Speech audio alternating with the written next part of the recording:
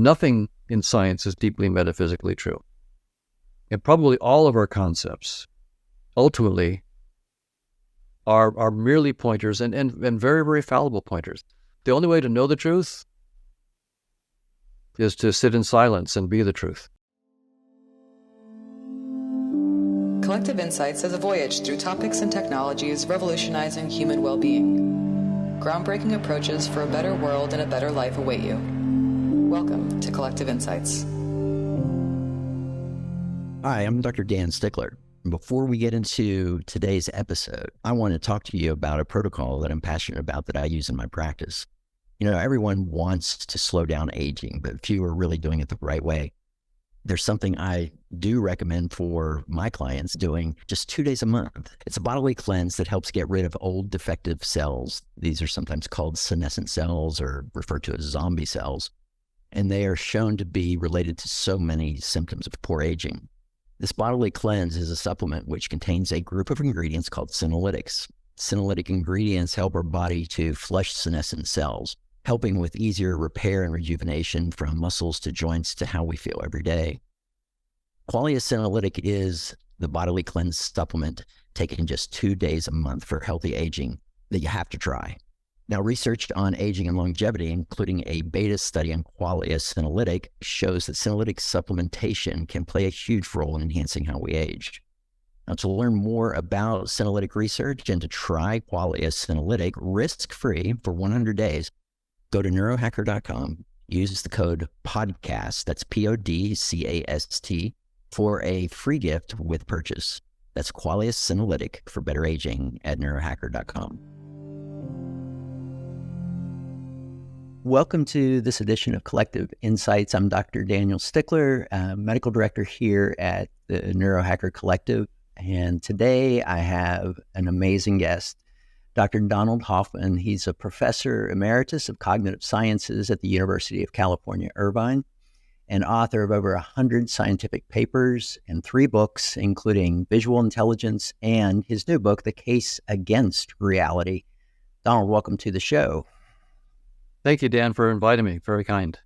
Yeah, I've been excited to interview you for many reasons. I started following your work in like 2010, 2011, I believe.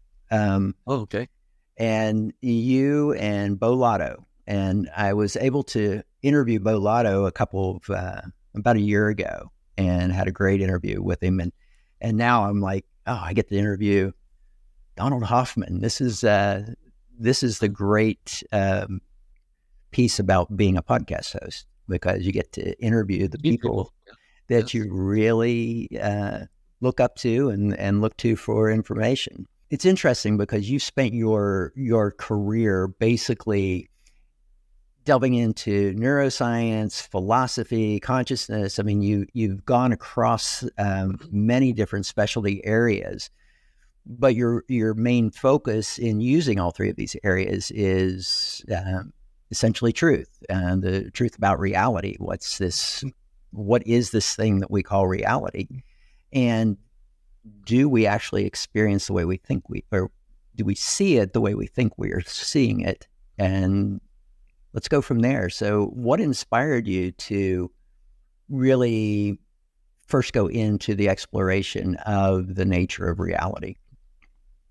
Well, I was very interested even as a teenager because I was getting a different story at school than I was getting when my dad, and who was a pastor at a church. So I was getting a different story at a Christian fundamentalist church about the nature of reality than I was getting, in my science classes at school.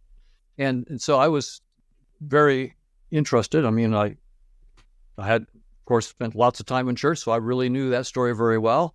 And I spent a lot of time in science classes and found it fascinating. And it was obvious that the science was giving us technology that worked, and the religion wasn't. So there was a difference in what they could offer in terms of actual practical stuff. But on the other hand, maybe science was missing something important. So I decided I needed to sort of look into it myself. And I decided that the way I wanted to tackle this was to ask the question, are we just machines?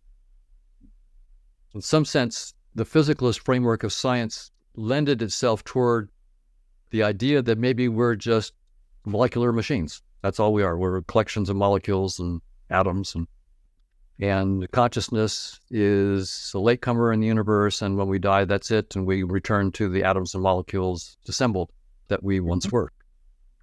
Or there's the view that we're something more, that there's something maybe more eternal about us, that we're timeless about us. And I decided the way to really ask this question in a way that could give me an answer was artificial intelligence was around at the time when I was in my teenage years. We were thinking about that kind of stuff, and computers were taking off, and so I finally framed the question: I needed to study artificial intelligence and ask, are we machines? What could machines do? Could machines really be truly intelligent? Could they do more than just be truly intelligent? So I ended up ultimately at MIT in graduate school in the artificial intelligence laboratory, where I actually then got to work on technical problems in artificial intelligence, and then also in what's now the brain and cognitive science department at MIT, where then I could study cognitive neuroscience. And so I worked on both, but as you know, you have to do something concrete for your PhD. You can't, if you go for the big question, good luck. You won't solve it and you won't get your PhD. So you have to choose something small and technical. So I worked on visual perception and made some small contributions to visual perception. But that was in the direction I wanted to go because I'm interested in the question about consciousness. Is consciousness just a product of neural activity, or does it go deeper? So in other words, the question is really the framework of science has been a physicalist framework for many centuries. Space and time, or their union into space-time since Einstein, has been the foundation, right? Space fundamental entities. And after millions or billions of years of evolution, physical and biological, you finally get creatures like us that are alive and have conscious experiences. So that's one framework. And it's been very powerful, right? As I said, any technology that we're using right now comes from science and from that framework. So on the other hand, there are questions that come up from the scientific theories themselves about that whole framework of space-time being fundamental. And that's where, I didn't want to use religion to try to tackle the question of science because it doesn't have the right tools, right? Science has mathematically precise theories. So I realized you really need to understand science on its own terms and then look at its scope and limits on its own terms. Mm-hmm. And the nice thing about scientific theories is that they're mathematically precise. And so they tell you not only what you can do with the theories, the scope of the theories, but also where the theories stop, where they no longer apply. In case of Einstein, for example, and his theories of space-time, of course, the scope is tremendous. It's transformed our lives, and technologically as well as intellectually. Einstein's theory of space-time and gravity, and his work on this photoelectric effect and other things. But his theory of space-time is so precise mathematically that it also tells us, in interaction with his work on quantum theory, especially the photoelectric effect, his work on that, tells us that basically his idea of space-time has a strong limit. It doesn't make sense. It has no operational meaning past what's called the Planck scale, 10 to the minus 33 centimeters, 10 to the minus 43 seconds. And so that's pretty impressive. Space-time itself, as powerful as it's been as a framework, is not the final reality, it appears. That kind of reality stops at 10 to the minus 33 centimeters, and you can't go smaller. There's no way to go smaller inside space-time. Now, physicists in the last 10 years, just in the last decade, who recognize this, they recognize that space-time has a beautiful scope, but it has really hard limits. It cannot be foundational. It can't be fundamental. And that means its particles, the electrons, protons, neutrons, photons, and so forth, quarks and gluons, those particles are stuck inside spacetime, so they can't be fundamental either. So the physicists that in the last decade made their first steps outside of spacetime. They're actually finding stuff out there. It's mathematical stuff. So they're finding mathematical structures. The big label for it is something called positive geometries. So there's now a big push into positive geometries like the amplitude-hedron, associahedron, and cosmological polytopes, and then also some combinatorial objects that sort of help classify these positive geometries, things like decorated permutations. So it's a word salad right now for most people. It's a word salad, but in the last 10 years, this word salad is pointing to incredible intellectual achievement and adventure. Right? This is really adventurous. These researchers are going outside of spacetime. They're not looking for little tiny things curled up inside spacetime. These are structures outside of spacetime. So science is taking a new step, and so that's also quite intriguing to me. That spacetime is not fundamental, and so now to sort of circle around to the your question. Ultimately, then, my attitude has been spacetime isn't fundamental. What is? And so I've been working on a theory in which consciousness is fundamental, because I've become convinced that our attempts to boot up consciousness from inside spacetime, like many of my good friends and colleagues are working on this. There's integrated information theory, orchestrated collapse of microtubule quantum states in neurons. There's global workspace theory. There's tons and tons of theories where they assume kind of substrate inside space-time is fundamental. And if it has the right kind of functional properties or causal structure, then it gives rise somehow to, or is identical to conscious experiences, or identical to the illusion of conscious experiences. And what's remarkable to me is, I know the players, many of them are friends or certainly colleagues. They're brilliant. There's no question they're brilliant.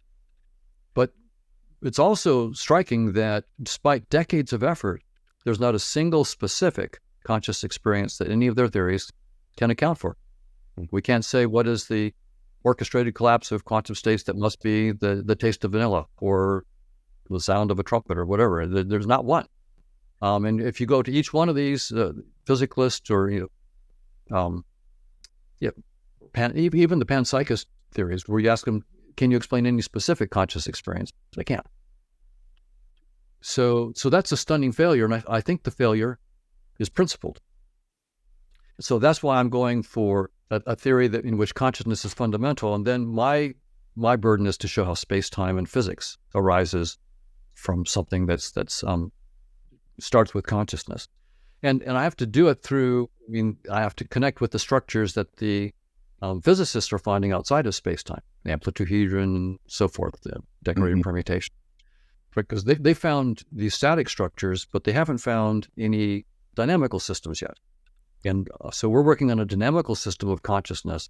The idea is to show that it projects onto the new positive geometries that the physicists have found outside of space-time. And then the physicists then take us into space-time from those positive geometries and show us how to connect with the physics that we know and love inside of space-time. So long answer to your question, but just to summarize, it looks like our scientific theories about space-time are precise enough to tell us that space-time isn't it. Space-time is not fundamental. That's not a religious conclusion. That's a scientific conclusion. And we don't just throw up our hands and say, well, space-time isn't fundamental. No, they're actually they say, okay, let's go out there and find what's more fundamental. They're finding stuff. They're finding positive geometries. And it just so happens that it looks like we'll be able to connect our theory of conscious agents, which are by definition outside of space-time. So we're not talking about little agents inside space-time. We're talking about conscious agents prior to space-time. And by the way, it's all a mathematical model. So it's not just, again, words. It's a precise mathematical dynamics. And we're working right now and making progress in making precise mathematical connections between the dynamics, Markovian dynamics of these conscious agents to the positive geometries that the physicists have found, with the goal ultimately to be able to show how all of space-time and like particle behavior, quantum particle behavior inside space-time arises from consciousness prior to space-time. So that's been my long odyssey, is to, from teenage years where I say, okay, I got these contradictory views of the world from science on the one hand and spirituality on the other. Can I, for myself, figure out how to reconcile them? Right now, it looks like, we can take something from both. The idea that consciousness is fundamental, but from the spiritual side, but then the mathematical rigor from the scientific side, and come up with a scientific theory of consciousness outside space-time, and then show that the physical world arises from consciousness precisely, rather than the other way around. The standard story that the physical world is fundamental and consciousness somehow arises from complex interactions of matter.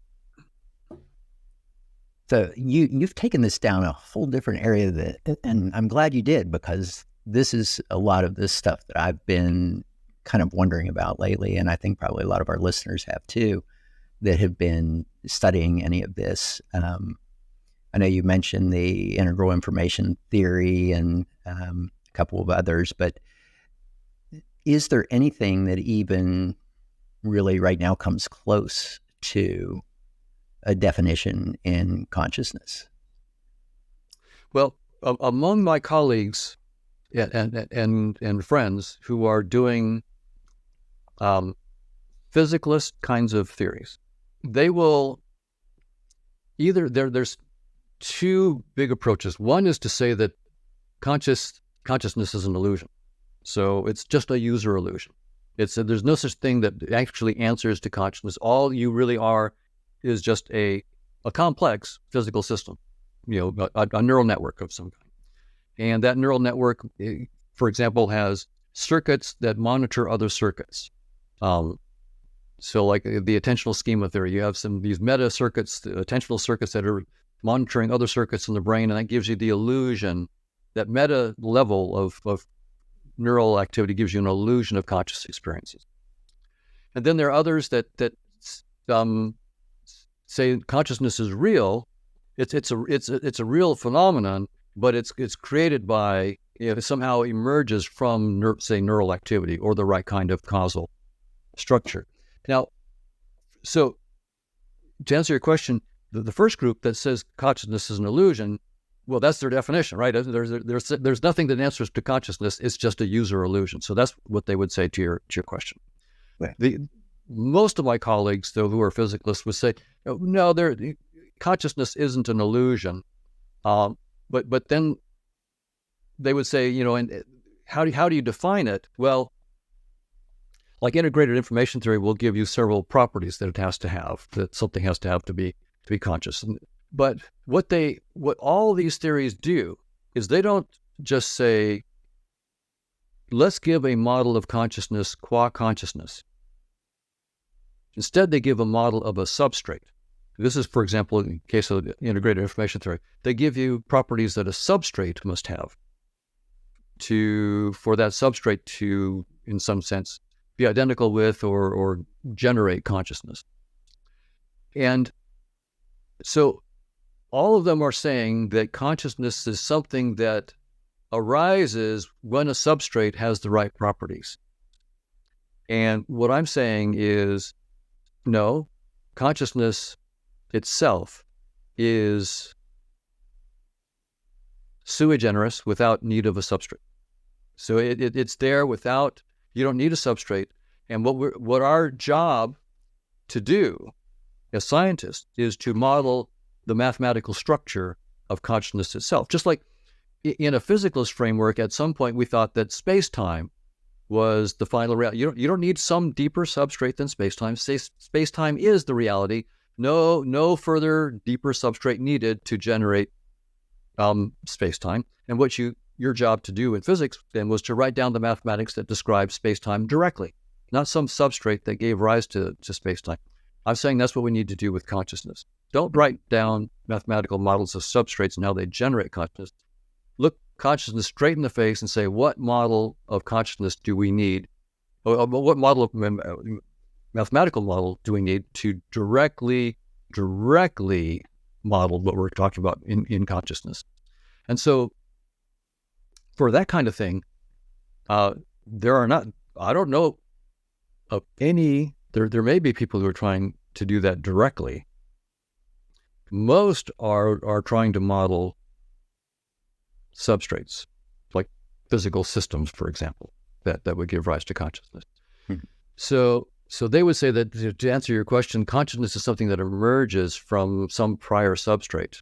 And so where I differ from, I would say 99%, there's probably, I'm probably overlooking some theories that start with consciousness, qua consciousness, and give mathematical models of it. But what I'm saying is, you'll start with a substrate. Consciousness itself is in this framework the final reality, and we need to model that directly with mathematics. That is some deep stuff. Fun. It's fun.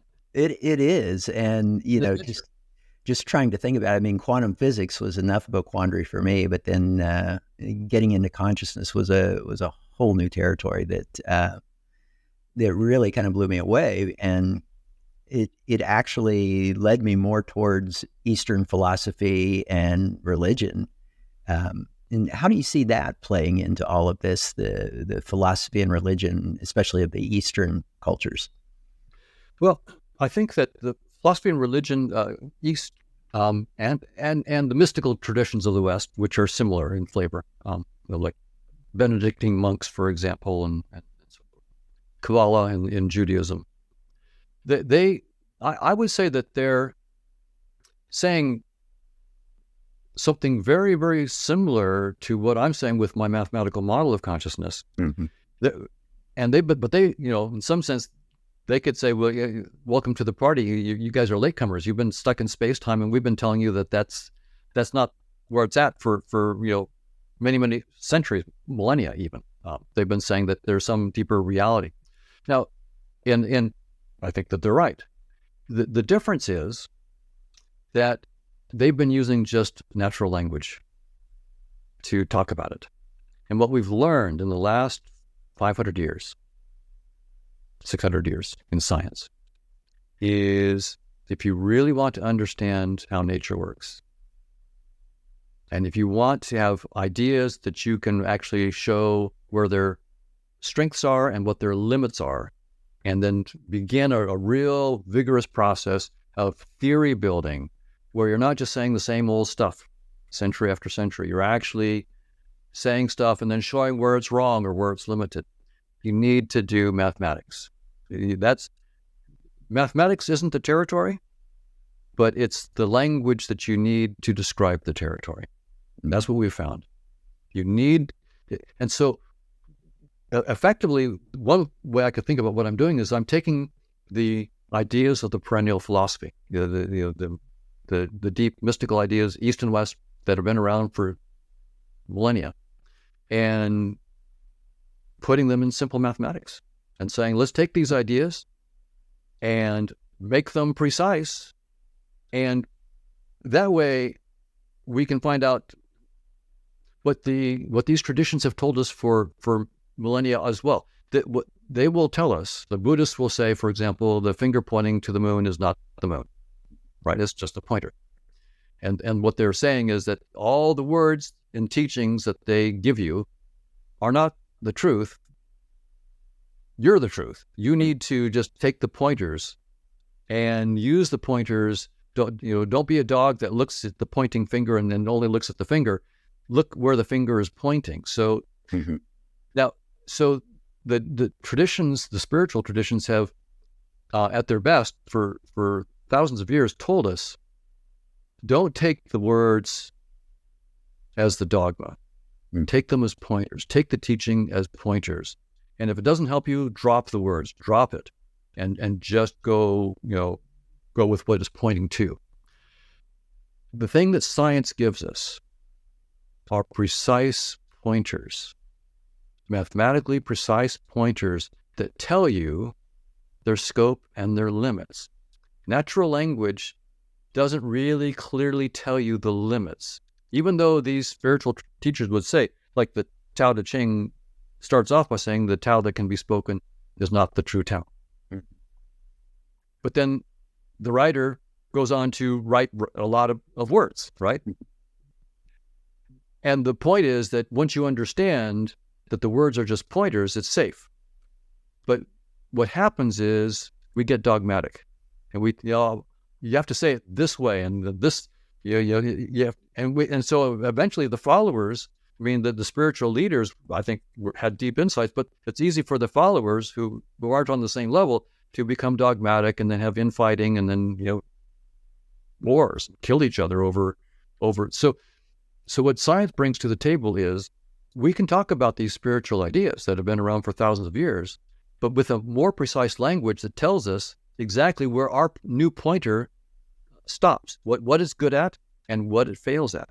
And that is a beautiful antidote to dogmatism, but it's also a powerful engine for evolving ever better pointers that we can use to help in the spiritual journey. So that's where I see, just to circle back to your question and sort of tie it up, how is what I'm doing related to this Eastern and Western mystical traditions? I would say what I'm saying is very, very similar in spirit. That what's new is it's now being made mathematically precise.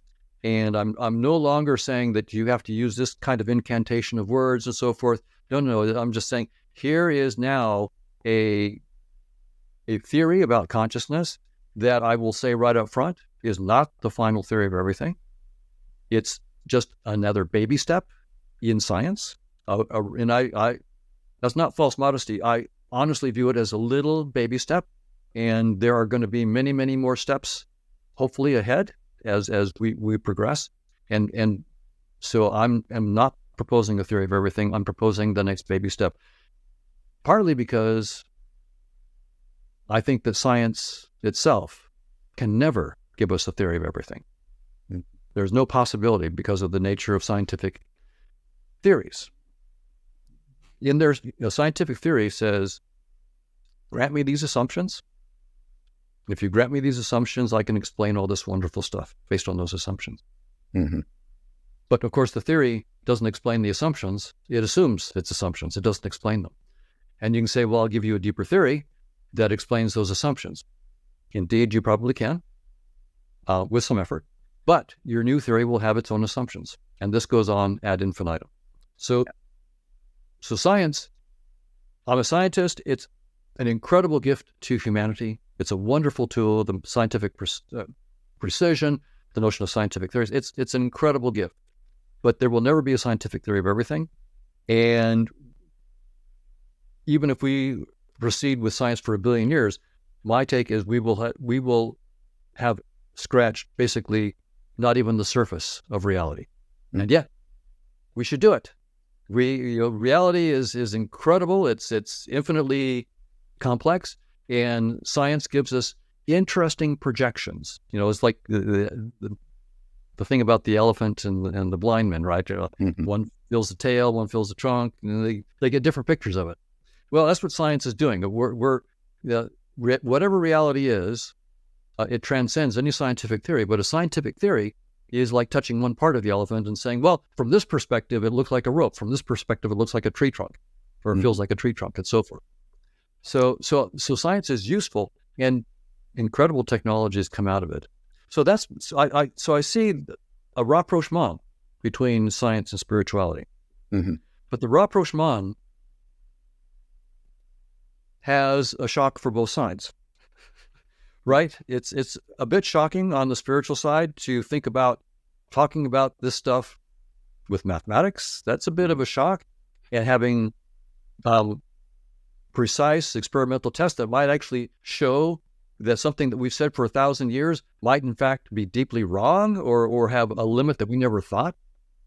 So that's shocking. On the other hand, for the scientists, the idea that space-time isn't fundamental, right, is deeply shocking. most of my colleagues aren't aware of that. It's the scientists who are the most deeply aware of it are a particular group of physicists. They're called the high energy theoretical physicists.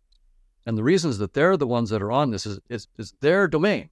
They're the ones that are exploring what happens to space-time and particles in space-time when you go to the very, very high energies. And that's where you find, holy smoke, it falls apart. Okay, well, it can't be fundamental. So it's a small group, and word hasn't really got out to most everybody else, partly because, hey, when I'm doing chemistry and so forth, space-time is perfectly fine, thank you. I mean, I'm not anywhere near the Planck scale, so I don't need to worry about space-time is not fundamental. If I think that consciousness is fundamental, it's on me to give a mathematically precise theory of consciousness outside of space-time and show precisely how I can predict experiments inside space-time, like scattering experiments at the Large Hadron Collider.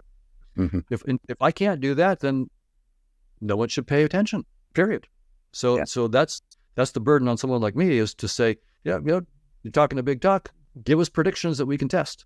So that's what I and my team are up to. But you can see, the rapprochement is going to give both sides, science and spirituality, a pause, because mathematics is new to the spiritual side, and the idea that something that we've been saying for thousands of years might be shown wrong is, or very limited, is that bites. And on the science, if it's a foundational concept that everything's built on. Yeah, exactly. And in the case of science, space-time has been the foundational concept on which everything is built on. And we know it's over. And we don't know what's the new framework. We're finding these new geometries, the positive geometries, but what is this world that these positive geometries are inhabiting? What is that about? No one knows. So you can see, it's for me, as a scientist, this is like incredibly fun. This is just as fun as it gets. You have a strong background in AI, and do you think AI is going to be able to really accelerate this exploration at this point and maybe come up with an answer? I use AI as a collaborator right now when I'm working on technical problems in the theory of Markov chains and so forth. And I'm having to do such multidisciplinary research that there's no way that I can be an expert in everything. So I have to learn enough to be able to think creatively in these various areas, like information theory and so forth, theoretical physics. So it's easy for me to come to the limits of my technical knowledge, and so but I know enough that I can ask, like Bard. I can ask Bard, Google Bard, clean technical questions. In fact, I did one this morning. One technical question about Markov chains, and Bard then comes back, and so it's like having an expert in these various fields. I have to be careful because the AIs right now can create stuff out of thin air. So you have to be careful. Yeah, that they hallucinate. That's right. So I don't take, and I've had them hallucinate for me. So I've had to look at what they say, but at least they give me some hints that are useful sometimes, and other times I say, oh no, that's a complete hallucination. So I think that AIs are already being a help. They're not yet at the point where I think that they can go after the big, deeper questions. I mean, the limitations are still quite clear on that. And I think another aspect of your question is, could the AIs actually become conscious, right, themselves? And on that, when most people ask that question, they're asking it in the framework of physicalism. So can a physical system, such as a computer, properly programmed, get complicated enough that somehow the unconscious circuits and software suddenly get the magic of consciousness arising out of them? That's sort of the general kind of framework. And I think that whole framework about thinking about it is just wrong. Space-time isn't fundamental. Consciousness does not arise out of dynamical systems of particles inside space-time. So that whole framework is wrong from the get-go. But again, 99% of my colleagues would beg to disagree with me on that. They would say, no, we'll start with physical stuff like neurons or circuits and software, and we'll boot up consciousness. But you're talking about the physicalist instead of the panpsychist or the cosmopsychist that would say it's already conscious. Yeah, they would say, so where I differ with many of the panpsychists is they'll say, yeah, consciousness is not arising from the physical. It's the reality behind the equations of physics, in some sense, right? It's the reality that it's the inner life of the proton, if you wish, the inner life of the electron and so forth. And I think that's fine as far as it goes, but I think it's not thinking big enough because it's stuck still inside the space-time framework. Physics is already telling us that space-time can't be it, and they're finding new stuff outside it. So why should we have our theory, our panpsychist theories tied to the laws of physics inside space-time? We know that can't be right. So that's where I disagree with many panpsychists. If they just say, look, consciousness is fundamental inside space-time, which is just one little tiny venue for consciousness, then we can talk about how consciousness is related to the laws of physics. But most of them are thinking still in the old framework in which space-time is the fundamental reality, and then the laws of physics inside space-time are in some sense the best science can do about fundamental reality, and consciousness just fits in as the fire that breathes life into the equations inside space-time. So let's get to some of the more relevant stuff for the everyday person in regards to reality. One of the questions I had for Bo Lotto when I interviewed him is there an objective reality at all? How would you answer that one? Well, if you're thinking about objective reality as like space-time, then no, space-time is more like a headset, a VR headset that we're using to interact with reality. But the space-time itself is not the reality. My own take on what I think that there is a reality, and as I said earlier, that it transcends description by science, but that science can give us mathematically precise descriptions of projections of reality. So, but reality itself is infinitely complicated. It's probably indivisible in some deep sense. So spiritual traditions talk about the one, for example. And I think they're onto something. In my own mathematical model of consciousness, my model of quote unquote reality, conscious reality, starts off with little conscious agents, right? So these aren't the infinite one. It's a bunch of little conscious agents. And why do I do that? Because that's what I can do with mathematics, right? Now, it turns out when these conscious agents interact, they form bigger conscious agents. So I can start to climb up and get to more and more complicated conscious agents, even infinitely big ones. But the mathematics tells me very clearly that I'll never be able to climb up to the point where I talk about the one. I'll always be infinitely far away from that. And so that's one reason why I'm saying my stuff is just a baby step. So I think that there is a reality, and I can only point to it by pointers like using the phrase "the one" and saying it's a unified consciousness. I would have loved to give a mathematical model of it. I think it's not mathematically possible. I think that we can do infinite exploration of it with mathematics, endless exploration of projections of it, and continue to learn. So there's endless things that we can learn in science about the one, and it will always infinitely transcend everything that we've learned, even if we go at it for 1 trillion years. So that's what I mean when I say it's complicated. We could have trillions of Einsteins working for trillions of years and making great progress the whole time, and still have 0% progress on understanding the nature. And that's my other aspect of what I've been thinking about. This is I agree with what spiritual traditions say, is that infinite undivided one is not separate from you and me. It is you and me. We're just, Don is just an avatar. Dan is just an avatar of that one infinite consciousness. And so in some sense, the idea that what we're doing is waking up to who we truly are.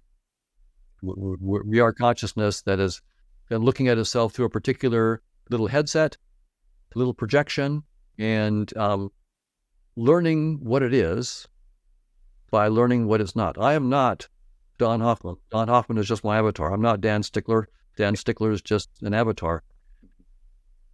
So, but for a long time, for many decades, I thought it was Don Hoffman. I was completely identified with, and in fact, I still am. I don't, at least I don't let go of that identification easily. It's meditate, I do science, and if you catch me off guard, I'm Don Hoffman, and I'm identified with my body and so forth. So I'm. But fundamentally, you have that knowing of you are not that. That's right. Yeah, that's right. And it's also another area that I wanted to go into a little bit in, how consciousness influences things or has a relationship to the concept of free will.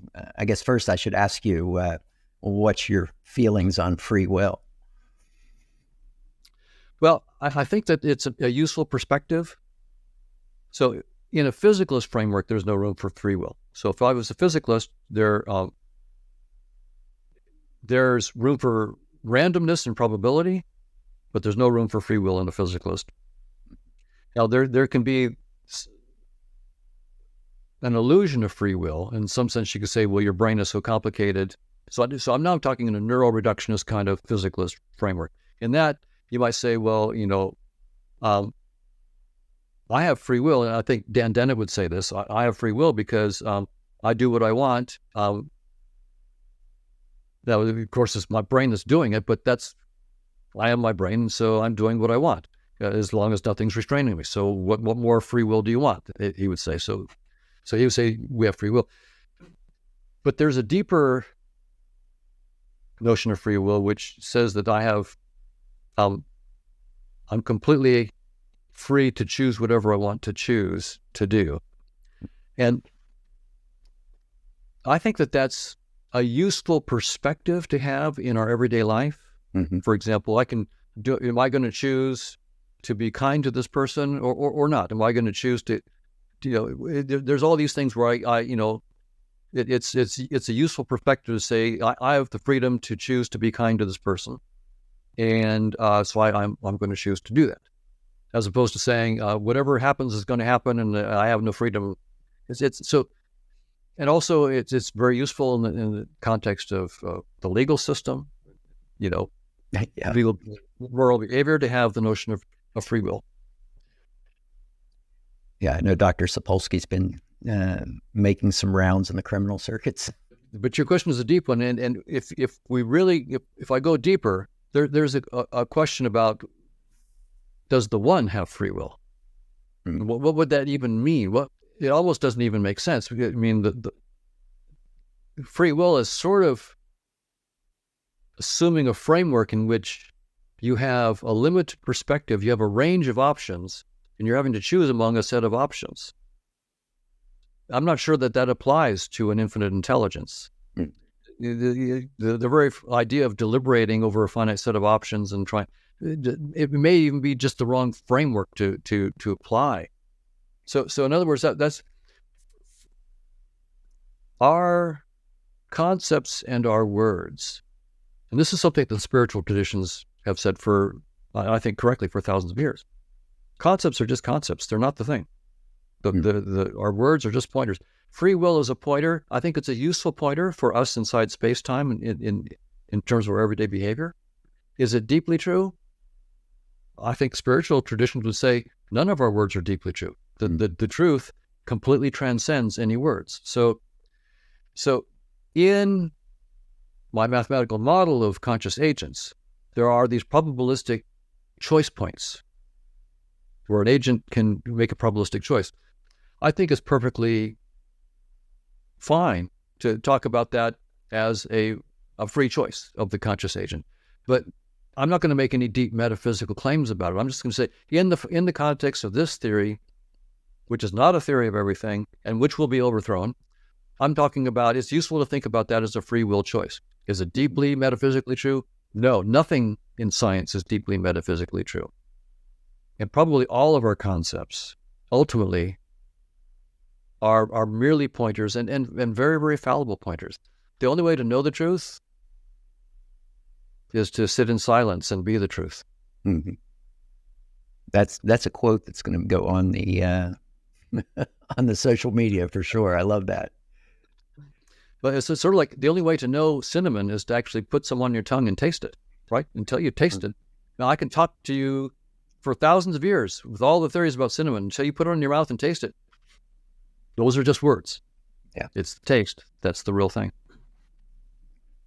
Yeah, I was reading some of Sam Harris's work on the illusion of free will, and that was where I was. I had gotten to the point of saying, yeah, free will is an illusion, but it's a useful one. And then he goes on to say, well, the illusion of free will is an illusion as well. And so I saw how that just kept going deeper and deeper. And, I don't know, like you say, when you talk about the one, that doesn't even apply at all. Right.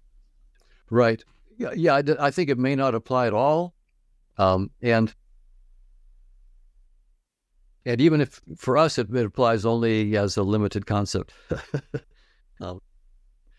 Now there are arguments against free will that I disagree with. The arguments against free will that assume neuroreductionism, I disagree with. Mm-hmm.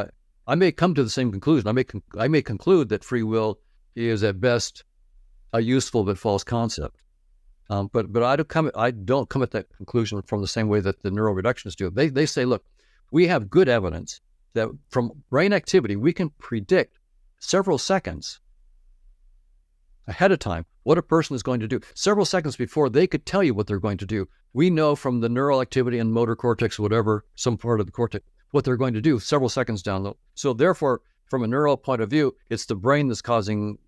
And I think that whole approach is completely uncompelling. Yeah, I don't deny the experiments. The experiments are completely correct. They're wonderful experiments. It's the neural reductionist framework of interpretation that's wrong.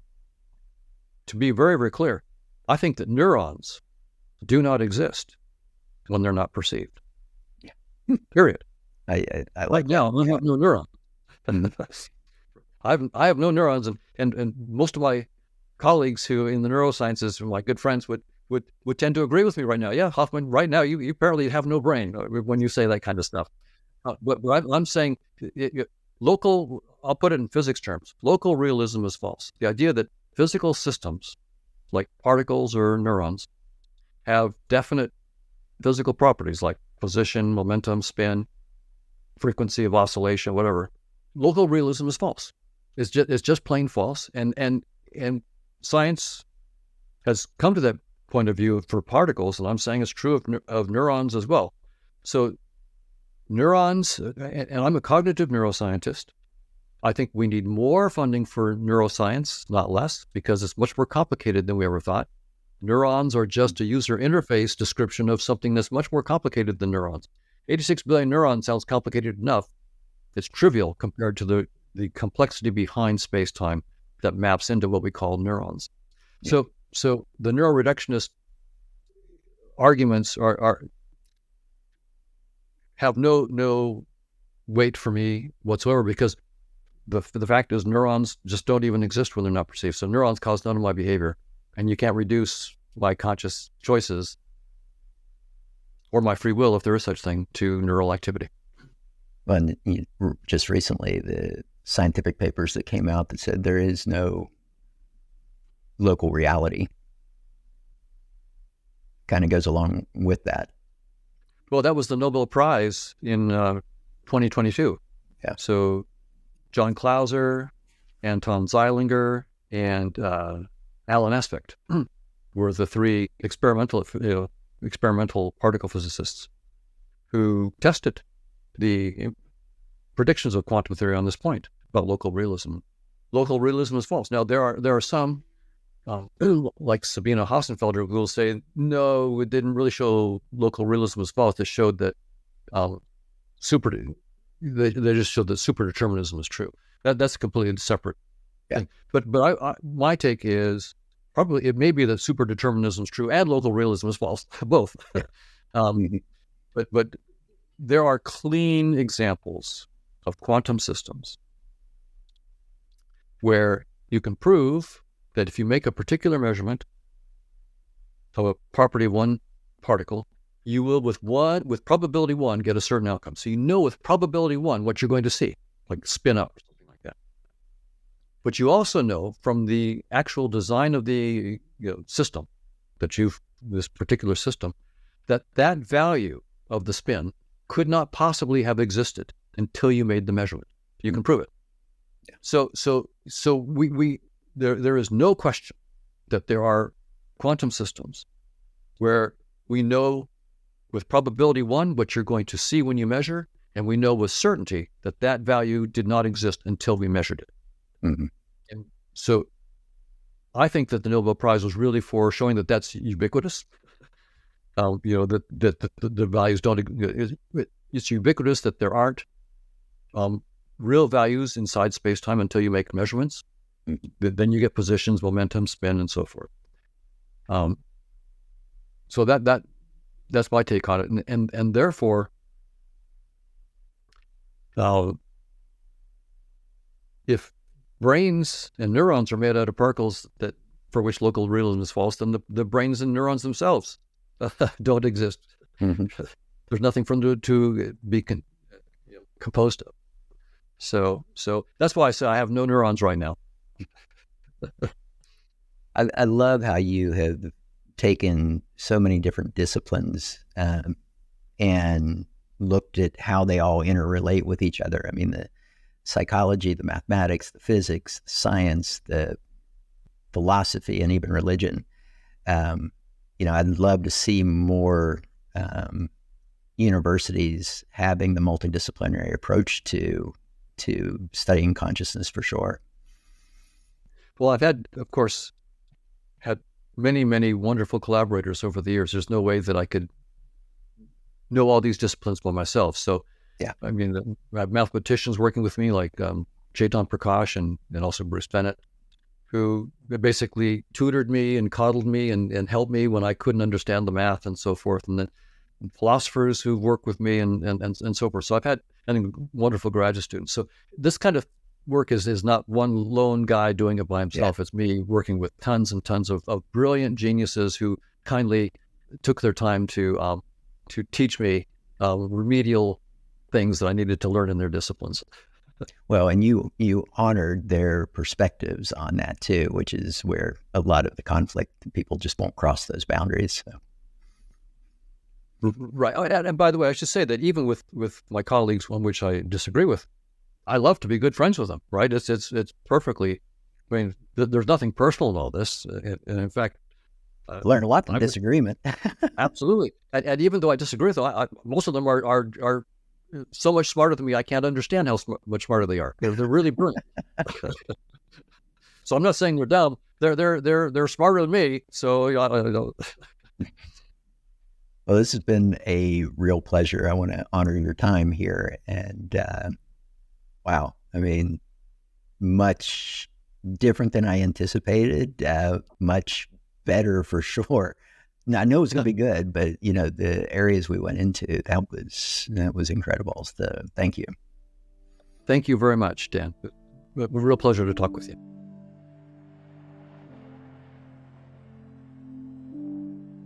This podcast is for informational purposes only. The podcast is not intended as a substitute for professional medical advice, diagnosis, or treatment. You should not use the information on the podcast for diagnosing or treating a health problem or disease, or prescribing any medication or other treatment.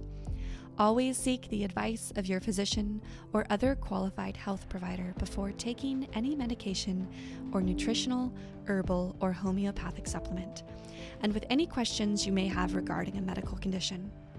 Never disregard professional medical advice or delay in seeking it because of something you have heard on this or any other podcast. Reliance on the podcast is solely at your own risk. Information provided on the podcast does not create a doctor-patient relationship between you and any of the health professionals affiliated with our podcast. Information and statements regarding dietary supplements have not been evaluated by the Food and Drug Administration and are not intended to diagnose, treat, cure, or prevent any disease. Opinions of guests are their own, and this podcast does not endorse or accept responsibility for statements made by guests. This podcast does not make any representations or warranties about guest qualifications or credibility. Individuals on this podcast may have a direct or indirect financial interest in products or services referred to therein. If you think you have a medical problem, consult a licensed physician. This podcast is owned by Neurohacker Collective.